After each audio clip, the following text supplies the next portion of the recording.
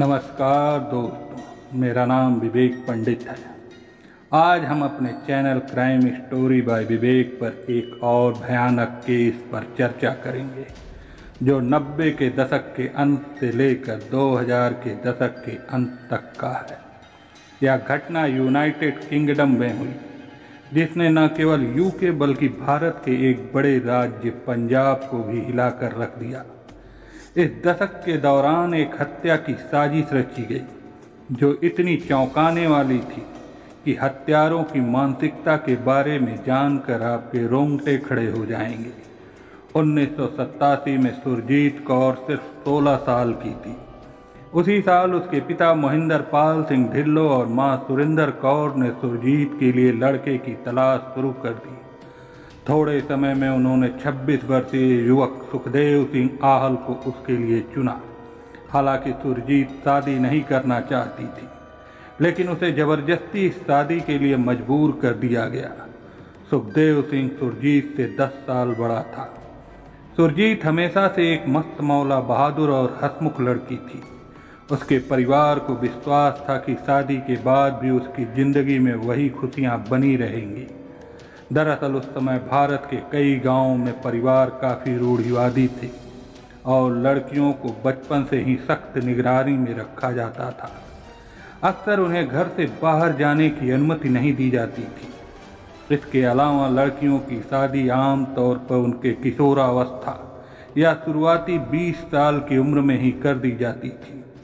हालांकि सुरजीत के माता पिता यूके में रहते थे, लेकिन उनका ताल्लुक पंजाब के एक छोटे से गांव से था, इसलिए उन्होंने सुरजीत की शादी जल्दी ही तय कर दी। शादी से पहले सुरजीत कौर ने सुखदेव सिंह और उसके परिवार से सिर्फ एक बार मुलाकात की। शादी के बाद सुरजीत को पता चला कि उसकी ससुराल में कोई भी फैसला उसकी विधवा सास बंसी आहल से पूछे बिना नहीं लिया जाता था। अंतिम फैसला हमेशा उनकी सास बंसी आहल का होता था और उन्होंने अपने खुद के बच्चों को छोड़कर सभी को अपने नियंत्रण में रखा। 1988 तक आहल परिवार में केवल 5 सदस्य थे। घर की मुखिया बंसी आहल, उनके बड़े बेटे सुखदेव सिंह आहल, छोटे बेटे हरदेव सिंह आहल और उनकी बेटी बच्चन कौर। सुरजीत की शादी के बाद वह भी आहल परिवार का हिस्सा बन गई और उसे नया नाम मिला, सुरजीत कौर आहल। आहल परिवार वेस्ट लंदन के हेज शहर में रहता था, लेकिन शादी के बाद सुरजीत की जिंदगी नरक बन गई। उस उम्र में जब उसे पढ़ाई और अपने जीवन के नए अनुभव लेने चाहिए थे, उसे ससुराल वालों के कपड़े धोने, गंदे बर्तन साफ करने और घर की सफाई और पोछा लगाने में लगा दिया गया। इतना सब करने के बावजूद अगर सुरजीत से कभी घर के कामों में कोई गलती हो जाती तो उसकी सास बंसी आहल उस पर बहुत गुस्सा करती। इसके अलावा जब भी सुरजीत अपने ससुराल वालों के सामने कुछ बोलने की कोशिश करती तो उसका पति सुखदेव उसे इतनी बुरी तरह मारता कि वह बेचारी अपने कमरे में अकेले बैठकर रोती रहती। अब आप सोच रहे होंगे कि इतनी यातना सहने के बावजूद सुरजीत ने अपने माता पिता या भाइयों से इसकी शिकायत क्यों नहीं की। लेकिन आपकी जानकारी के लिए बता दूं कि सुरजीत ने कई बार अपने परिवार को अपने जख्म दिखाए थे।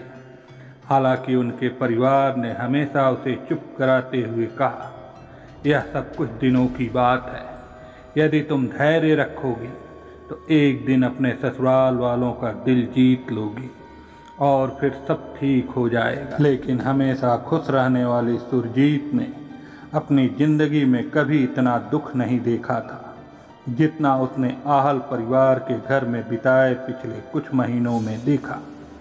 सुरजीत कौर का जन्म 17 जुलाई 1971 को इंग्लैंड के कोवेंट्री शहर में हुआ था। वह एफएस हिल नामक एक उपनगर में पली बढ़ी थी। सुरजीत की 3 बहनें और 2 भाई थे और ये सभी शुरुआत से ही इंग्लैंड में रह रहे थे। क्योंकि सुरजीत एक सिख परिवार से थी, इसलिए उसे और उसके भाई बहनों को बहुत पारंपरिक तरीके से पाला गया। खैर, 1989 में सुरजीत के देवर हरदेव की भी एक अरेंज मैरिज हुई। उनकी शादी एक लड़की सरजीत के साथ तय हुई।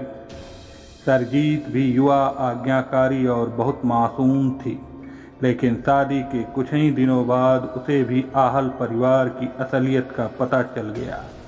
घर में बंसी कौर ने अपने दोनों बहुओं सुरजीत और सरजीत के साथ समान व्यवहार करना शुरू कर दिया।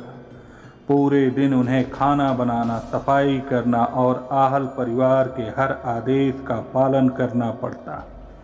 असल में उन्हें अब आहल परिवार की बहू नहीं बल्कि नौकरानियों जैसा समझा जाने लगा था। एक इंटरव्यू में सरजीत ने बताया कि 1991 में जब सुरजीत और सरजीत दोनों कुछ महीनों के अंतराल में गर्भवती थीं, तब भी उनसे नौकरों जैसा काम करवाया जाता था। खैर, दोनों ने एक एक बच्चे को जन्म दिया, लेकिन इसके बाद भी बंसी कौर का व्यवहार अपने बहुओं के प्रति नहीं बदला। यहाँ तक कि जब उनके पोते पोतियाँ रोते तो बंसी कौर सुरजीत और सरजीत को डांटने लगती। बच्चों के थोड़े बड़े होने पर बंसी कौर उन्हें कहती कि वे उन्हें दादी नहीं बल्कि माँ कहकर पुकारें। बाहर से आहल परिवार सभी को बहुत धार्मिक और खुशमिजाज दिखता था। पूरा परिवार पास के गुरुद्वारे में जाता था और जब भी किसी से मिलता तो यह बिल्कुल जाहिर नहीं होने देता कि घर के अंदर क्या चल रहा है। लेकिन घर की चार दीवारों के अंदर मासूम सुरजीत को अपने पति और सास की डांट और अत्याचार सहने पड़ते थे। लेकिन कई बार पिटाई के बाद भी सुरजीत कौर अपने पति और सास का सामना करती। इसी वजह से सुरजीत को सबसे ज़्यादा हिंसा का शिकार बनाया गया। वह इस गुलामी भरी जिंदगी से बेहद परेशान हो चुकी थी। एक दिन सुरजीत ने तय किया कि वह घर छोड़कर बाहर नौकरी ढूंढेगी, ताकि कम से कम नौकरी के दौरान उसे आज़ादी महसूस हो। इसके बाद सुरजीत ने कई जगह नौकरी के लिए कोशिश की और आखिरकार उसे लंदन के हीथ्रो एयरपोर्ट पर कस्टम एजेंट की नौकरी मिल गई। यहाँ अपनी खूबसूरत और मिलनसार व्यक्तित्व की वजह से सुरजीत ने कई नए दोस्त बनाए और उनके साथ वह अपनी ज़िंदगी का आनंद लेने लगी। अपने नए दोस्तों के प्रभाव में आकर उसने कुछ वेस्टर्न कपड़े और मेकअप का सामान भी खरीदा। हालांकि सुरजीत का यह बदलाव उसके पति सुखदेव और उसकी सास बंसी कौर को बिल्कुल भी पसंद नहीं आया। सुखदेव को लगने लगा कि उसकी पत्नी सुरजीत अब उसकी बात नहीं सुनती और उसके नियंत्रण से बाहर हो रही है। लेकिन हालात तब और बिगड़ गए जब जनवरी 1994 में लगातार झगड़ों से तंग आकर 23 वर्षीय सुरजीत अपनी 3 साल की बेटी पान को लेकर घर से भाग गई। हालांकि कुछ ही दिनों बाद सुखदेव सिंह ने सुरजीत को ढूंढ लिया और एक बार फिर उसे बुरी तरह पीटा और धमकी दी कि अगर वह वापस घर नहीं आई तो वह उसे चैन से जीने नहीं देगा। डर और मजबूरी में सुरजीत ने वापस जाने के लिए हामी भर दी, लेकिन उसने यह शर्त रखी कि वह अब उसी घर में नहीं रह सकती। चौंकाने वाली बात यह थी कि सुखदेव ने सुरजीत की इस शर्त को मान लिया और कहा कि वे जल्द ही एक अलग घर में शिफ्ट हो जाएंगे। इसके बाद सुखदेव ने अपनी मां बंसी कौर से बात की और उनके घर के ठीक बगल में एक घर खरीद लिया। फिर यह दंपति अपनी बेटी के साथ उस नए घर में रहने लगे। हालांकि मुख्य घर के पास नए घर में शिफ्ट होने के बाद से ही जब से सुरजीत अपनी नौकरी के लिए बाहर जाने लगी थी, सुखदेव को उस पर शक होने लगा था कि उसका किसी और आदमी के साथ अफेयर चल रहा है। इसके परिणाम स्वरूप 1997 में जब सुरजीत फिर से गर्भवती हुई और एक बेटे को जन्म दिया तो सुखदेव ने उस बच्चे को अपनाने से इनकार कर दिया। उसने सवाल उठाया कि उस बच्चे का असली पिता कौन है। सुखदेव के ये शब्द सुरजीत को गहराई से आहत कर गए, लेकिन अब सिर्फ सुखदेव ही नहीं बल्कि पूरा आहल परिवार सुरजीत को शक की नज़रों से देखने लगा। सुरजीत ने अपने पति सुखदेव को गलत साबित करने के लिए कई बार कोशिश की, लेकिन कोई भी उसकी बात मानने को तैयार नहीं था। इस घर में अब सुरजीत का जीवन घुटन भरा हो गया था। अपने ससुराल वालों की कठोरता और हिंसा को लंबे समय तक सहने के बाद सुरजीत अब ऐसे लोगों की तलाश में थी जो उससे सच्चा प्रेम करे। इसी वजह से वह अपने सहकर्मियों के साथ ज़्यादा समय बिताना चाहती थी। एयरपोर्ट पर काम करते हुए सुरजीत की मुलाकात एक ऐसे व्यक्ति से हुई जो उसकी इज्जत करता था। वह उससे बहुत प्यार और स्नेह से बात करता और जल्द ही सुरजीत को उससे प्यार हो गया। सुखदेव को सुरजीत पर पहले ही शक था, लेकिन अब जब भी सुरजीत सुबह काम के लिए घर से निकलती, सुखदेव उसका पीछा करता। अगर सुरजीत कभी अपने दोस्तों के साथ बाहर जाती तो सुखदेव वहाँ भी उसका पीछा करता। कुछ ही दिनों में सुखदेव को सुरजीत के अफेयर के बारे में पता चल गया और उसने यह बात अपनी माँ, भाई और बहन को बताई। इस खबर को सुनकर आहल परिवार को लगा कि सुरजीत उनकी परिवार की इज्जत को मिट्टी में मिला रही है। इसलिए उन्होंने फैसला किया कि सुरजीत को सबक सिखाना जरूरी है। हालांकि जब सुखदेव ने अपनी पत्नी सुरजीत से इस बारे में बात की तो सुरजीत को एहसास हुआ कि अब सभी को उसके अफेयर के बारे में पता चल गया है। इसके बाद सुरजीत ने अपने जीवन का सबसे बड़ा फैसला लेने के बारे में सोचना शुरू कर दिया। नवंबर 1998 में एक दिन सुरजीत ने सुखदेव से तलाक की बात की, लेकिन सुखदेव सिंह और बंसी कौर ने सुरजीत के इस फैसले को बिल्कुल भी स्वीकार नहीं किया। सुरजीत पहले से जानती थी कि उसकी सास के प्रभाव में आकर उसका पति कभी भी तलाक के लिए तैयार नहीं होगा। इस तरह दिन बीतते गए और फिर दिसंबर 1998 में एक दिन जब सुरजीत घर पर नहीं थी, आहल परिवार के मुख्य घर के लाउंज में एक बैठक हुई। इस बैठक में बंसी कौर, सुखदेव सिंह, हरदेव सिंह, बच्चन कौर और यहाँ तक कि सुरजीत की देवरानी सरजीत भी मौजूद थी। चाय पीते हुए बंसी कौर ने सबको कहा, सुरजीत अब हमारे नियंत्रण से बाहर हो रही है और हमारे परिवार की इज्जत को मिट्टी में मिला रही है, इसलिए हमें उससे छुटकारा पाना होगा। मैंने भारत में एक व्यक्ति से बात की है जो सुरजीत को मार देगा और उसके अस्तित्व के सारे सबूत मिटा देगा। बंसी कौर के इस विचार को सुनकर सभी ने इसे बहुत पसंद किया। यहाँ तक कि सुरजीत का पति सुखदेव सिंह भी अपनी पत्नी को मरवाने के लिए पूरी तरह से तैयार हो गया। लेकिन यह सब सुनकर सरजीत कौर बहुत डर गई। हालांकि वह सुरजीत को इस के बारे में बताना चाहती थी, लेकिन अपने पति हरदेव और सास बंसी कौर के डर से वह ऐसा करने की हिम्मत नहीं जुटा पाई। अगले दिन सरजीत कौर तब हैरान रह गई जब उसकी सास बंसी कौर ने उसे और सुरजीत को बुलाया और कहा, हमारे रिश्तेदारों के यहाँ भारत में 2 शादियाँ हैं और मैं दोनों में शामिल होना चाहती हूँ। मेरा दिल करता है कि तुम मेरे साथ चलो, क्योंकि जब से तुम इस घर में आई हो हम सास बहू कभी एक साथ शहर के बाहर कहीं नहीं गए। इसके अलावा बंसी कौर ने सुरजीत से यह भी कहा, जब हम लंदन वापस लौटेंगे तब तुम सुखदेव से तलाक ले सकती हो। बंसी कौर की यह बात सुनकर सुरजीत को थोड़ा अजीब तो लगी, लेकिन उसने सोचा कि शायद यह सही मौका है अपनी ज़िंदगी को दोबारा शुरू करने का। सुरजीत को यह सब सामान्य लगा और वह खुश थी कि आखिरकार उसे तलाक मिल जाएगा और वह एक आज़ाद जीवन जी सकेगी। लेकिन सुरजीत को यह बिल्कुल अंदाज़ा नहीं था कि लंदन से भारत की यह यात्रा उसके जीवन के कुछ आखिरी दिन साबित होंगी। अब भारत यात्रा की तैयारियां शुरू हो गईं और फ्लाइट की टिकटें खरीदी गईं। लंदन से उड़ान की तारीख 3 दिसंबर 1998 थी और वे भारत में कुछ दिनों के लिए रुकने वाले थे। उन्हें पंजाब राज्य में 2 शादियों में शामिल होना था और उनकी वापसी की टिकट 18 दिसंबर की थी। हालांकि जैसे जैसे 3 दिसंबर नज़दीक आ रहा था, सरजीत की चिंताएं बढ़ने लगी।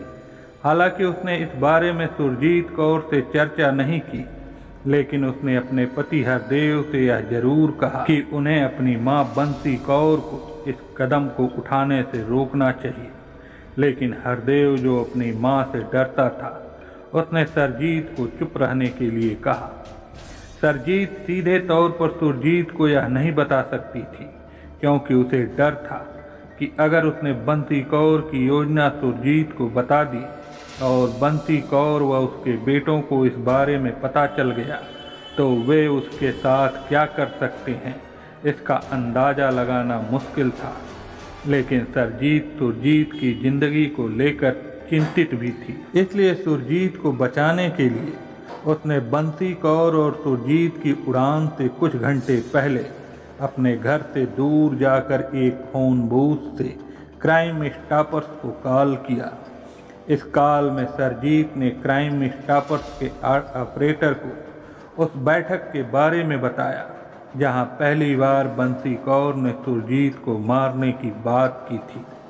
इसके साथ ही सरजीत ने सुरजीत की फ्लाइट नंबर की जानकारी भी क्राइम स्टॉपर्स को दी। इसके अतिरिक्त उसी दिन सरजीत ने अपने स्थानीय पुलिस स्टेशन को एक पत्र भी लिखा, जिसमें उसने घर पर हुई बैठक का पूरा विवरण दिया और उसमें शामिल सभी लोगों के नाम सूचीबद्ध किए। परिवार के उन सदस्यों के नाम भी लिखे थे जो बैठक में मौजूद थे। उसने यहाँ तक कि भारत में उस स्थान का भी जिक्र किया था जहाँ सुरजीत और बंसी कौर ठहरने की योजना बना रही थी और तुरंत कार्रवाई की अपील की थी। हालांकि सरजीत ने अपने पत्र में अपना नाम शामिल नहीं किया, क्योंकि वह अपने ससुराल वालों के सामने खुद को उजागर करने का जोखिम नहीं उठा सकती थी। खैर, 3 दिसंबर को सुरजीत ने अपनी 7 साल की बेटी और 9 महीने के बेटे को अलविदा कहा और अपनी सास बंसी कौर के साथ एयरपोर्ट के लिए रवाना हो गई। यह देखकर सरजीत घर के अंदर चली गई और अपने कमरे में बैठकर रोने लगी, क्योंकि उसे डर था कि अब सुरजीत कभी इंग्लैंड वापस नहीं लौटेगी। हालांकि सरजीत ने सुरजीत की जान बचाने के लिए अपनी तरफ से पूरी कोशिश की थी। उसे न तो क्राइम स्टॉपर्स से कोई जवाब मिला और न ही पुलिस ने उसके पत्र का कोई उत्तर दिया। दरअसल पुलिस की ओर से कोई जांच ही नहीं की गई। हो सकता है कि पुलिस को सरजीत द्वारा लिखा गया पत्र मिला ही न हो, या फिर उन्होंने इसे मजाक या झूठी शिकायत समझकर खारिज कर दिया हो, क्योंकि यह गुमनाम रूप से भेजा गया था। तो अब तारीख आती है 18 दिसंबर 1998। बंसी कौर अकेले भारत से लौटती हैं। सुरजीत उनके साथ नहीं थी।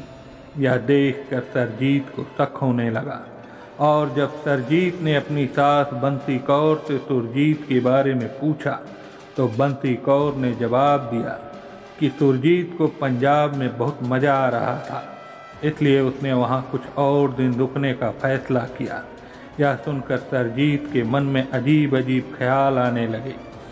कुछ दिन इसी तरह बीत गए, लेकिन जब सुरजीत के पिता को पता चला कि उनकी बेटी सुरजीत 3 दिसंबर को अपनी सास बंसी कौर के साथ भारत गई थी, लेकिन 18 दिसंबर को बंसी कौर अकेले वापस आ गई, तो उन्होंने बंसी कौर से अपनी बेटी के गायब होने के बारे में सवाल किया।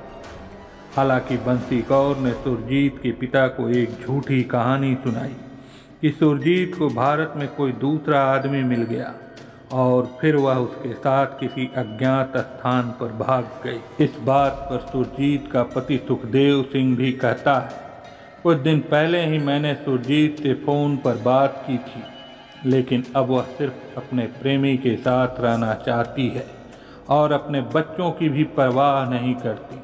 लेकिन सुरजीत के माता पिता और उसके अन्य भाई बहन जानते थे कि सुरजीत कभी ऐसा नहीं कर सकती, इसी वजह से 21 दिसंबर 1998 को सुरजीत के भाई जगदीश सिंह मेट्रोपॉलिटन पुलिस के पास गया और सुरजीत के लिए एक मिसिंग पर्सन रिपोर्ट दर्ज करवाई।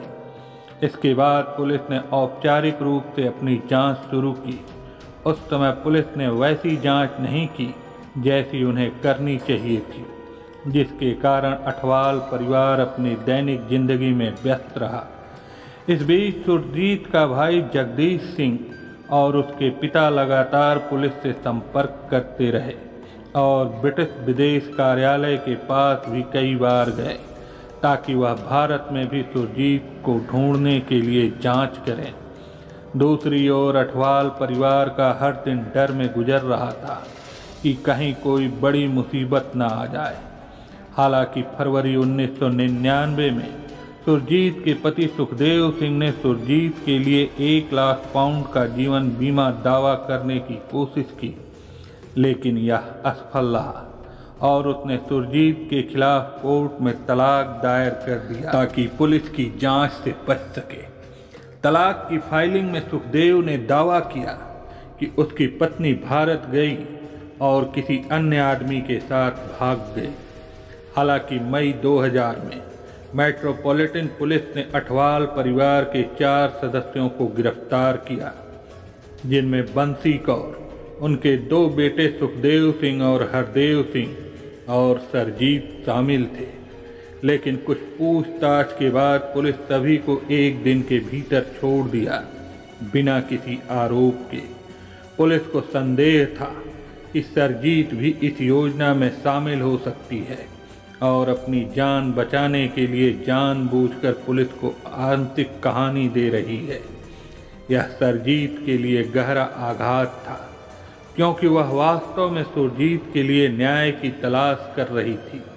इसके बाद पुलिस ने शहर भर में सुरजीत की गुमशुदगी के पोस्टर लगाए और किसी को भी सुरजीत के बारे में जानकारी देने के लिए 1000 पाउंड का इनाम की घोषणा की। इसके बावजूद कई साल बीत जाने के बावजूद सुरजीत के बारे में कोई जानकारी पुलिस तक नहीं पहुंची।